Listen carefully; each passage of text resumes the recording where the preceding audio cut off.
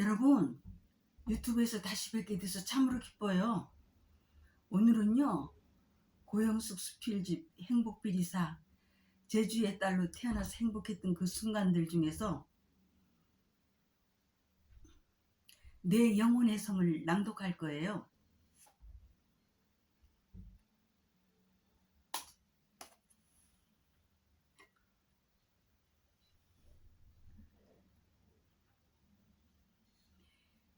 내 영혼의 성.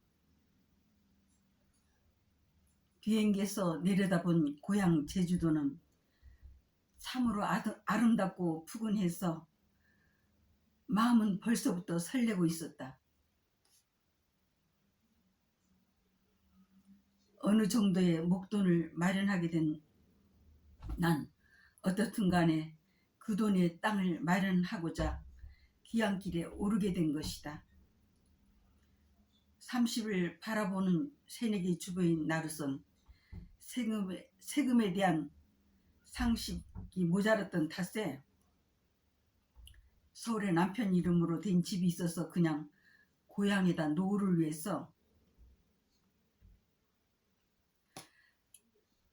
땅을 마련해 놓고자 해서 아주 오랜만에 귀향길에 오른 것이다. 무엇보다도 먹을 것, 입을 것 줄여가면서까지 순전히 내 힘으로 많든 작든 간에 그 돈을 마련하게 됐다는 것이 그렇게 기쁘고 뿌듯할 수가 없었다. 사실 2년 전에 남편 명의로 수도권 지역에 대지 100여 평을 마련하고 여윳돈이 좀 있어서 거기에 밤잠까지 설치며 부업도 하고 허리띠를 졸라매며 전략을 거듭하다 보니 목돈을 어느 정도 마련하게 되었다. 그렇게 하는 과정에도 노후는 내게 꿈을 심어주고 그 꿈을 키워주었던 고향에서 하고 싶었던 일을 하며 친구들과의 우정도 꽃피우며 아름다운 노후를 멋지게 보내며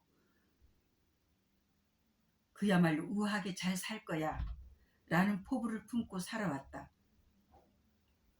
그래서 항상 기쁘고 활기찬 마음으로 부업도 할 수 있었고 살림도 당연히 더 알뜰하게 살면서 희망이 넘쳤다.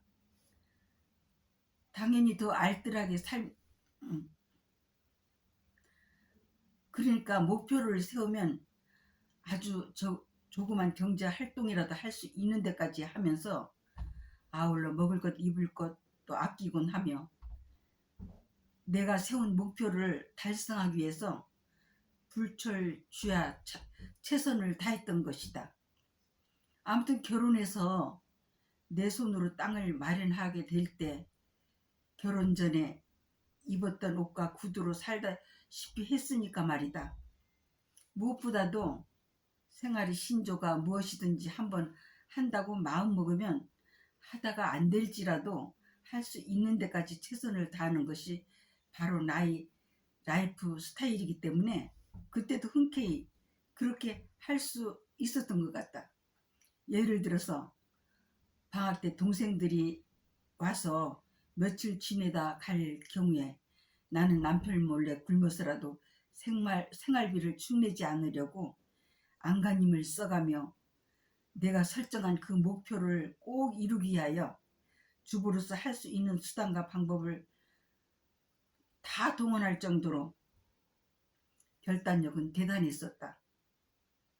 그렇게 살면서도 집안의 대소사에도 나몰라라 않고 넉넉한 형편은 아니었지만 성의껏 준비해서 꼭 찾아뵙곤 했다.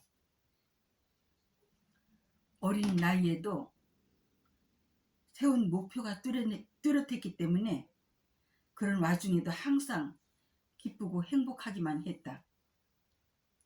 그러는 가운데 어느 정도 목돈을 손에 쥐게 되자 지금까지 품어왔던 것을 실행에 옮기기에 옮기기 위해서 급기야는 기양길에 오르게 된 것이다.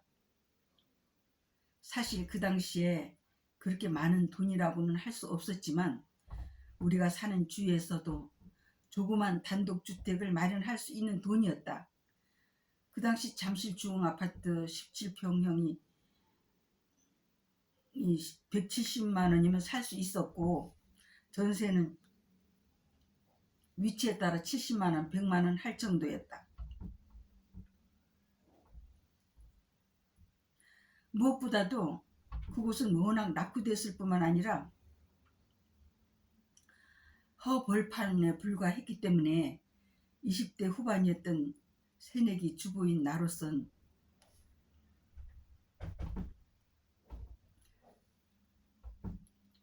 지금같이 될 줄은 상상도 못했던 일이었다. 비록 나이는 어려도 선견 지명이 있었더라면 땅 대신 그곳에 전세 않고 17평 아파트 몇 채를 사두었다면 하는 생각도 가끔 해본다. 여하간 집이 남편 명의로 되어 있다는 강박관념 때문에 땅을 매입하기 위해서 고향행을 택했고 땅을 매입하려고 돌아다니는 동안에도 사려고 하는 부동산에 돈을 맞추는 것이 아니라 내가 가지고 있는 돈에 맞는 곳이 인연이 닿는 곳이라 여기고 넉넉지 못한 돈을 가지고 한 달여 동안 돌아다녔다. 그때만 해도 복부인들이나 대기업에서 엄청난 돈을 가지고 땅을 매입하러 다니고 있던 상황이라 그 사람들과 괜히 비교가 되어서 선뜻 땅을 매입하러 왔다는 얘기를 감히 할 수 없었던 것만은 사실이다. 그렇다고 위축될 내가 아니었지만 혹시 시골 땅 부자들이 그 정도의 돈을 가지고 뭐를 사겠냐고 하며 걸핏하면 빈정거리기를 일삼는 그들이 입에 오르내리는 것이 싫었을 뿐이었다. 그래서 친척들에게는 전혀 내색도 않고 단지 여행 삼아 오랜만에 고향을 찾은 것이라고만 했다. 그런데 워낙 시골 바닥이 좁은 터라 부동산 여기저기를 들락거리고 있다는 것을 몇몇 친척들은 진작 눈치를 채고 있었다. 사실 그 나이에 먹을 것 입을 것 줄여가며 그 정도로 마련하게 될 때까지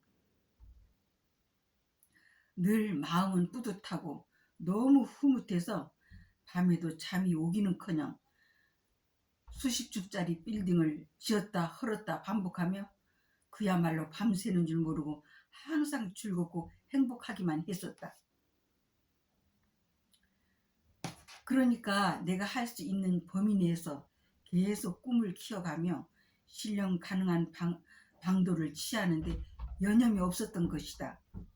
그런 내가 고향에 가서도 돈이 적다고 기가 죽을 리가 없었다.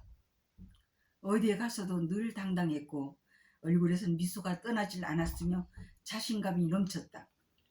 결혼해서 서울에 살게 되면서부터 어느 정도 서울에다 기반을 잡아놓고 아름다운 미래를 설계하며 학창시절을 보냈던 그곳에 노후를 위해 무언가를 마련해 놓기로 마음먹어 왔었다.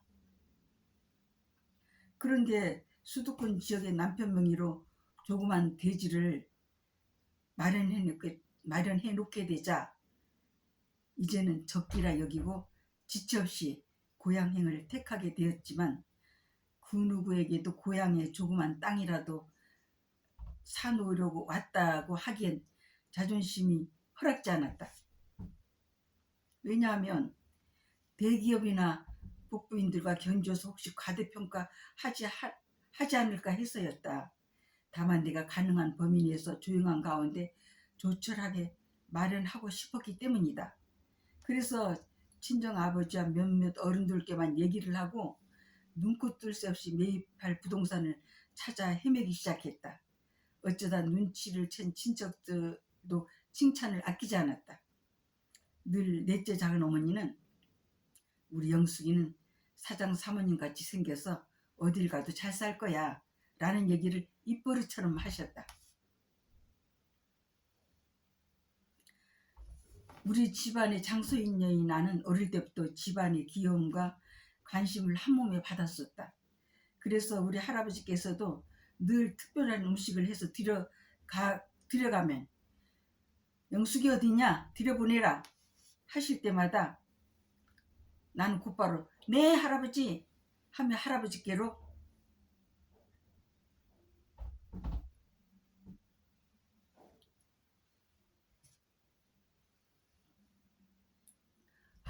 달려갔던 기억이 난다. 작은 아버지들과 작은 어머니들도 늘 내게 각별하게 잘 대해주셨다. 그래서 고향으로 마음이 더 끌렸는지도 모른다. 매입할 땅을 찾아 몇 날 며칠을 헤매던 끝에 가지고 간 돈에 맞는 곳을 찾아내어 결국에는 매입하게 되었다. 무엇보다도 난생 처음으로 내 이름으로 된 땅을 갖게 되어서 그 땅이 내 것이려니 하니까 어떻든 간에 당연히 마음에 들 수밖에 없었다. 그래서 고향에서 참으로 즐겁고 뜻깊었던 날들을 뒤로한 채 기갓길에 오를 수 있었다. 지금도 그곳 생각을 할 때마다 마음 뿌듯하고 그렇게 흐뭇할 수가 없다. 크든 작든 간에 앞으로 내가 살아가는데 조금이라도 도움이 될 것이라고 여겨서인지 어떤 경우에도 마음이 평화롭고 자신감이 넘칠 뿐 아니라 마음이 든든하고 기쁘게 살 수 있는 원동력이 되고 있다. 그리고 늘 행복하게 살기 위해서 최선을 다할 거야 라고 하루에도 몇 번씩 되뇌이며 가급적이면 기쁘게 살려고 노력하고 있다.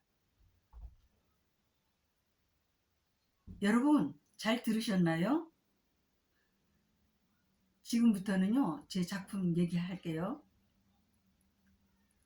그러니까 행복피리사죠. 행복피리사를 계속 애청해 주시고요. 주문을 해서 가족분들과 함께 읽으십사 하는 거죠. 이웃분들에게도 많이 알려주시고요. 주문 전화는요 7997-4370으로 행복피리사를 주문하시면 됩니다. 여러분 늘 행복하세요. 화이팅!